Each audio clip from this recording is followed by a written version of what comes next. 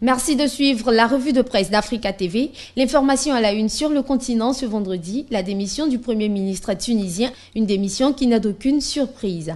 Après des mois de crise politique, les islamistes d'Ennahda céderont le pouvoir à un gouvernement provisoire.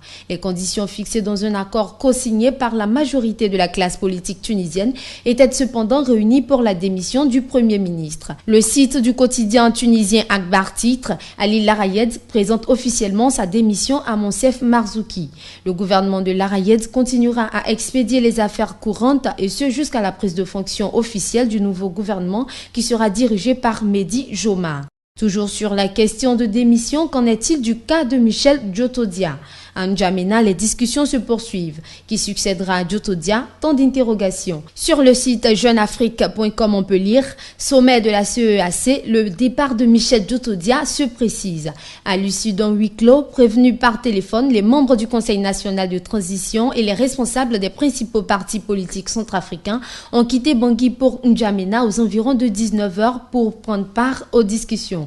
Toujours selon le site, Michel Djotodia aurait réaffirmé lors du huis clos sa volonté de quitter son poste de chef d'État de la transition. Les discussions en N'Djamena se sont poursuivies jusque tard dans la nuit de jeudi à vendredi. Elles devraient prendre fin aujourd'hui.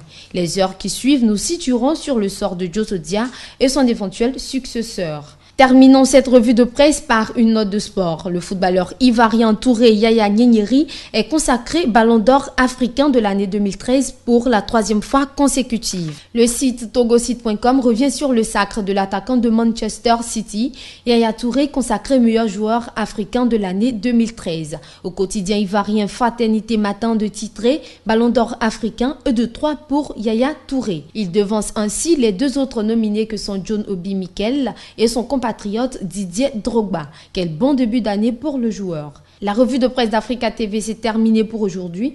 Mais avant, méditez sur cette citation de l'empereur du Mali, Soundiata Keïta. « Bâtis ton destin de tes propres mains, mon fils, et n'attends pas éternellement que les autres te prennent en charge. »